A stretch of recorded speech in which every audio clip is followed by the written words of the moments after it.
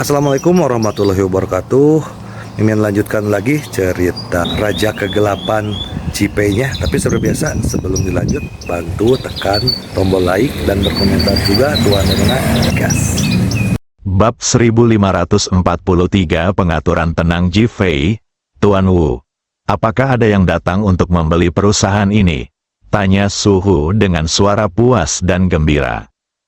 Setelah mendengar nasihat Saudara Long, ia kini sangat khawatir tentang penjualan saham perusahaan. Tetapi ia tidak terlalu optimis. Bagaimanapun, komentar Saudara Long sangat mendalam dan menyentuh inti permasalahan.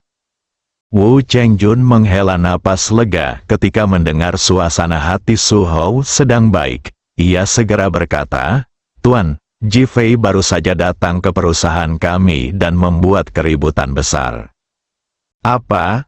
Untuk apa dia ke sini?" Suasana hati Su Hou yang tadinya puas langsung kehilangan banyak kepuasannya. Ji-Fei merasa takut dalam hatinya.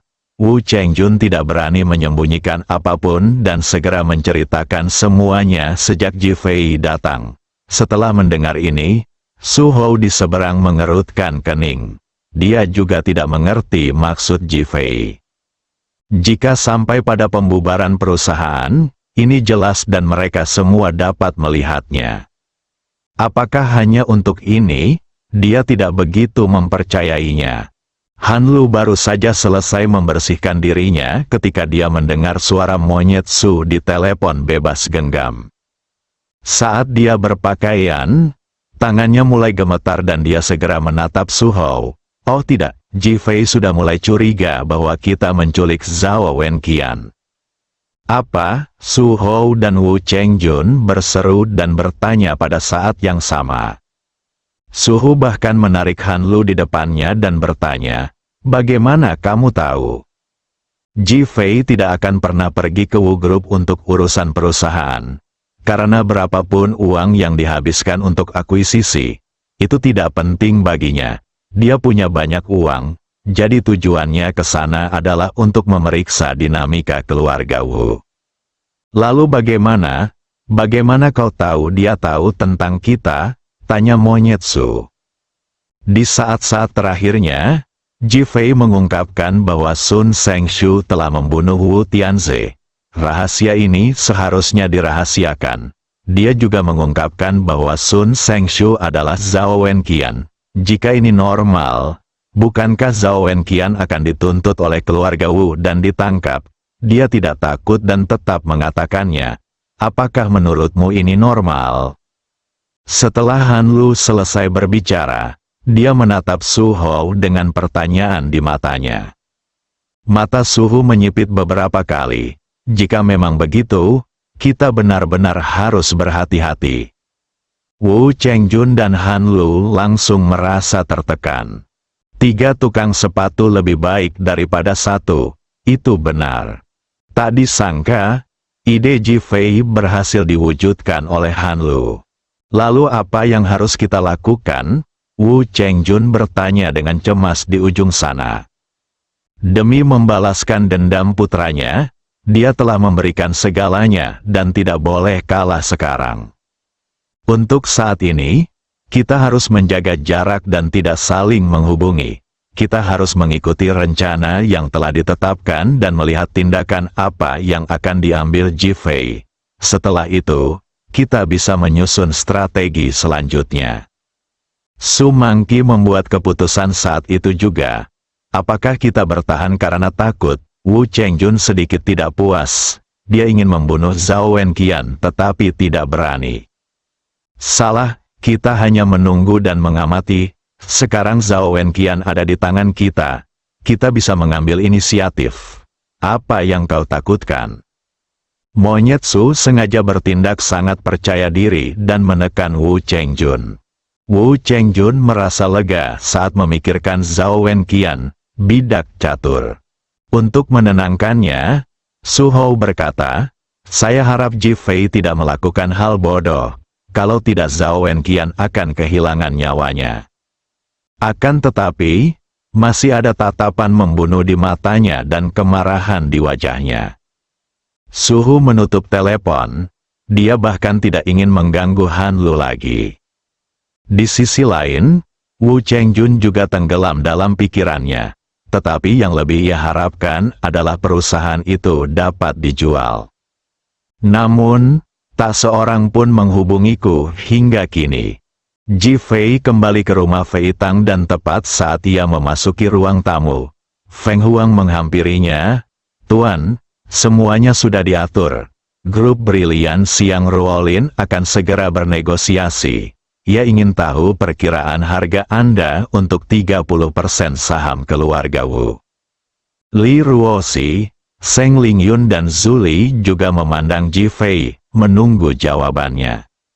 Ji Fei terdiam sejenak. Aset keluarga Wu lebih dari 1 triliun, kan? "Sekitar 1 triliun, jawab Phoenix segera. "Kalau kita beli seharga 300 miliar, kita rugi." Julie adalah orang pertama yang menentang. Ji Fei mengangguk. "Tentu saja, jika 300 miliar, bukankah itu kerugian yang sangat besar? Terlalu sedikit, Wu Chengjun tidak akan menjualnya, kan?" Li Ruoxi menatap Ji Fei dan berkata. Ji Fei mengangguk. "Lagi pula, negosiasi tidak akan selesai dalam semalam. Biarkan Siang Ruolin memberi mereka 200 miliar untuk pertama kalinya. Pihak lain pasti tidak akan menjualnya seharga 200 miliar, kata Seng Lingyun menatap Ji Fei. Ji Fei tidak menjawab, lalu menatap Feng Huang, "Berikan 100 miliar untuk kedua kalinya." Ah, keempat wanita itu berseru serempak. Apa artinya ini? Semakin berkurang. Pihak lain mungkin tidak menjualnya seharga 200 miliar, jadi mengapa memberi 100 miliar? Bagaimana itu mungkin? Harga psikologis saya adalah mendapatkannya secara gratis. Ji Fei akhirnya menatap wanita yang terkejut itu dan tersenyum. Mendesis, keempat wanita itu tersentak dan menatap Ji Fei dengan keheranan dan kebingungan di mata mereka. Mereka semua punya gambaran bahwa ide Ji Fei tidak mungkin terwujud karena keluarga Wu tidak akan pernah menjualnya dengan harga murah, apalagi memberikannya secara cuma-cuma. Namun, Feng Huang adalah seorang wanita dengan kemampuan eksekutif yang kuat. "Baik, Pak, saya akan segera memberitahu Siang Ruolin." Ji Fei mengangguk. Lalu Phoenix pergi. "Sayang, hargamu tidak realistis, apa mungkin?" Li Ruoxi tidak mengatakan apa-apa lagi, tetapi maksudnya sangat jelas. Dia menunggu jawaban Ji Fei. Ji Fei tersenyum dan menatap Julie yang cemas dan Seng Lingyun yang bingung. "Kalian sebaiknya mulai mengumumkan perekrutan sekarang." "Karyawan seperti apa yang Anda rekrut?" Kedua wanita itu bertanya pada saat yang sama. "Ini tentang merekrut karyawan dengan pengalaman kerja yang kaya yang dapat dengan cepat memberikan manfaat besar bagi perusahaan." "Apa maksudmu?" Kedua wanita itu terkejut. Ji Fei tidak menjelaskan, tetapi menekankan, "Ingat, kita harus mempekerjakan karyawan yang dapat dengan cepat memberikan tunjangan besar, dan gajinya harus besar, sehingga pihak lain akan merasa bahwa gaji kita terlalu tinggi untuk ditangani." Ini Ji Fei menatap Julie yang termenung lagi dan berkata, "Hubungi Si Bin dan minta dia memberitahu Ji Meiyan bahwa keluarga Ji juga sedang merekrut karyawan seperti itu." Julie bingung dan hanya mengangguk kaku, lalu mulai membuat pengaturan. Adapun grup Zhao, sekarang bersama dengan grup Li, jadi Ji Fei tidak memiliki pengaturan khusus. Huo Lei tidak berada di Chen Fei Group, yang juga dikelola oleh Julie, jadi mereka semua berkumpul. Ji Fei sekarang yakin bahwa banyak karyawan Wu Group akan mengundurkan diri setelah insiden ini, dan Wu Chengjun pasti akan merasa cemas saat itu. Saat seekor anjing terpojok, saat itulah petunjuknya terungkap. Sekarang dia hanya harus menunggu permainan ini berakhir. Tak lama kemudian, berita tentang perekrutan perusahaan tersebut mulai menyebar. Pada saat yang sama, Xiang Ruolin telah tiba di Wu Group dengan mobil. Ketika Wu Chengjun mendengar laporan dari meja depan bahwa seseorang ingin mengakuisisi perusahaan, dia langsung sangat gembira dan secara pribadi membawa sekretarisnya Ding Ling ke bawah untuk menyambut Xiang Ruolin. Bab 1544 tergantung seberapa besar keinginan Tuan Wu. Ketiganya bertemu di lobi Wu Group.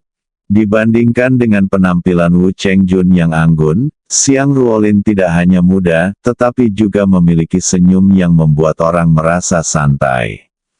Senyum itu bahkan membuat orang merasa nyaman, seperti angin musim semi. Wu Chengjun tidak tahu banyak tentang Brilliant Group, tetapi dia akan senang selama dia bisa menjual perusahaan itu. Bagaimanapun, menyerang keluarga Ji dan keluarga Zhao di pasar saham adalah tujuan terbesarnya. Xiang Ruolin melihat Wu Chengjun dan tersenyum sambil mengulurkan tangannya dari kejauhan. "Halo, Tuan Wu, kenapa Anda datang menjemput saya langsung? Ini benar-benar memalukan." Wajahnya penuh permintaan maaf, bahkan malu.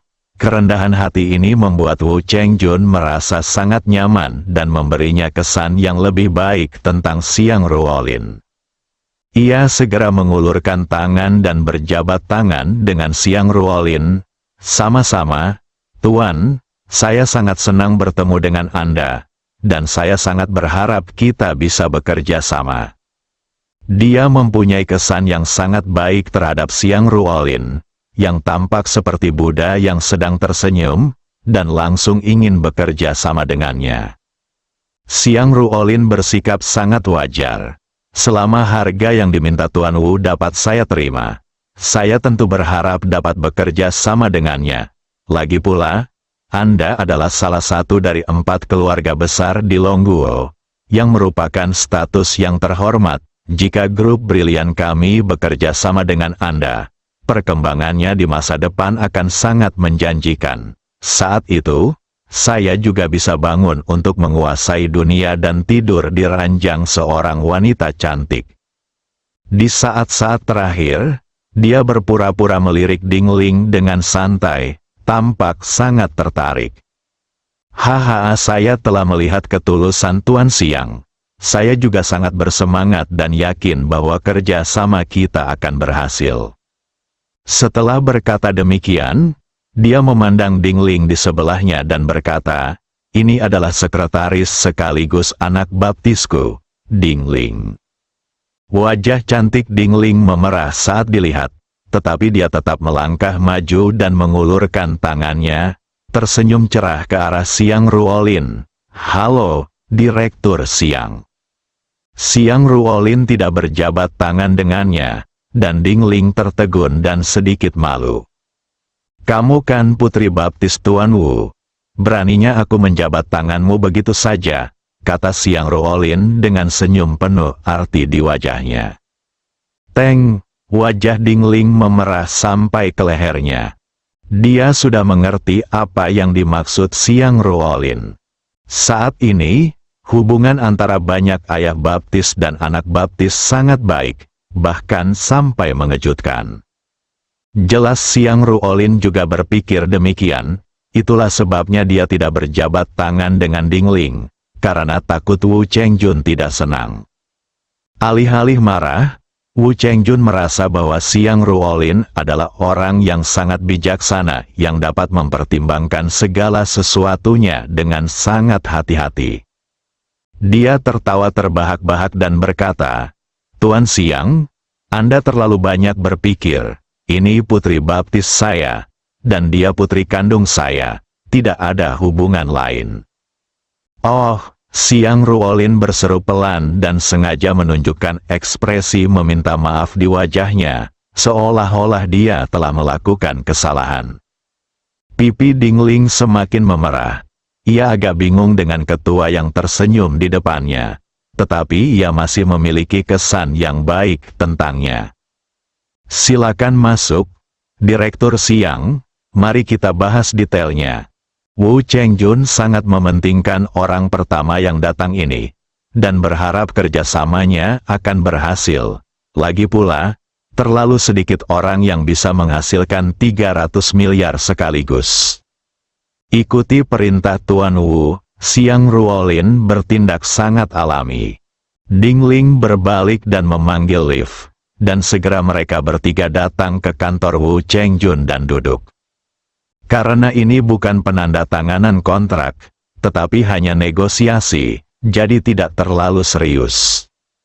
Wu Chengjun tidak ragu-ragu dan bertanya langsung, "Sudah berapa lama grup Brilian Direktur Xiang berdiri?" Hanya beberapa bulan, Xiang Ruolin tidak berbohong dan berbicara langsung. Berapa bulan? Wajah Wu Chengjun berubah. Tentu saja dia tidak percaya bahwa sebuah perusahaan dapat tumbuh hingga ratusan miliar hanya dalam beberapa bulan, dan dia bahkan menunjukkan kehati-hatian dan kecurigaan. Xiang Ruolin tampak mengabaikannya dan mengangguk setuju. Grup Brilian didirikan di kota Ningjiang. Saat itu, saya melihat grup Li berkembang pesat dan akan membentuk pola baru di kota Ningjiang. Jadi saya mulai mencari teman untuk mendirikan grup Brilian. Alasan nama itu adalah karena kami berharap bisa lebih gemilang daripada grup Li. Penjelasan Xiang Ruolin membuat Wu Chengjun tercengang, bahkan wajahnya penuh keterkejutan. Ia tidak menyangka ada hubungan seperti itu. Saya baru saja mendengar bahwa itu dimulai di kota Ningjiang dan saya masih sedikit skeptis. Kini ketika dia mendengar perkataan ini, nampaknya mereka tidak berhubungan baik dengan grup Li milik Ji Fei, dan bahkan menjalin hubungan yang kompetitif, yang membuatnya merasa tidak enak. "Tuan, bagaimana situasi terkini grup Brilian Anda?" Xiang Ruolin tahu bahwa kecurigaan Wu Chengjun masih ada, jadi dia menyerahkan tas arsip yang dibawanya kepada Wu Chengjun. "Tuan Wu, lihat sendiri." Wu Chengjun kembali terkejut melihat persiapan Xiang Ruolin yang matang. Tetapi ia tersenyum dan berkata, "Kenapa kamu tidak membawa sekretaris? Bukankah lebih mudah kalau ada sekretaris?" Xiang Ruolin diam-diam memuji Wu Chengjun sebagai rubah tua, yang sangat pandai menyesuaikan suasana dan menyembunyikan dirinya. Dia tahu Wu Chengjun berusaha menyembunyikan pengetahuannya tentang grup Brilian. Dia melirik Ding Ling yang serius dan tersenyum. "Itu terutama karena aku belum pernah bertemu sekretaris wanita sehebat Nona Ding Ling." Ding Ling tertegun karena dia tidak menyangka Xiang Ruolin akan mengungkapkan cintanya begitu saja. Namun Wu Chengjun tertawa dan berkata, "Jika kamu membutuhkannya sekarang, belum terlambat, aku bisa meminta Ding Ling menjadi sekretarismu." Xiang Ruolin langsung menggelengkan kepalanya. "Kita bekerja sama, Nona Ding Ling dari perusahaan Anda. Bagaimana mungkin saya membiarkan dia menjadi sekretaris saya? Bukankah ini tidak adil?" "Tidak masalah, putriku sangat berbakat di tempat kerja. Dia tidak suka pria biasa. Kalau dia suka Tuan Xiang, menurutku itu bagus." Wu Chengjun mengatakan ini dengan makna ganda. Wajah Ding Ling semakin memerah. Ia sudah mendengar bahwa Wu Chengjun berniat mengenalkannya pada Xiang Ruolin. Ia segera menatap Xiang Ruolin dan mendapati mata Xiang Ruolin langsung berbinar, dan ada rasa terkejut. Hal ini membuatnya merasa sangat rumit, tetapi ia tidak memiliki kesan buruk tentang Xiang Ruolin. Bahkan senyumnya membuatku merasa nyaman. Wu Chengjun cukup pintar untuk berhenti menatap kedua orang itu dan malah fokus pada materi milik Huiyuang Group. Ada lebih dari selusin mitra di perusahaan itu. Dia pernah mendengar tentang beberapa orang ini, dan beberapa di antaranya memiliki kerabat yang disingkirkan oleh Ji Fei. Hal ini sebenarnya membuat Wu Chengjun merasa baik hati terhadapnya, karena kelompok Brilian adalah kelompok yang membenci Ji Fei. Setengah jam kemudian, Wu Chengjun meletakkan materi grup Brilian dan menatap Xiang Ruolin, Direktur Xiang. Saya sudah selesai membacanya dan saya sangat optimis dengan grup Brilian. Saya ingin tahu berapa banyak yang bersedia Anda bayar untuk 30% saham di grup Wu kita. Xiang Ruolin tersenyum dan mengalihkan pandangannya dari wajah Ding Ling. Ia baru saja memperhatikan wanita ini, dan tampak sangat tertarik padanya. Bahkan membuat wajah Ding Ling memerah. Wu Chengjun pura-pura tidak melihatnya. Itu tergantung pada seberapa banyak yang Tuan Wu inginkan. Bersambung.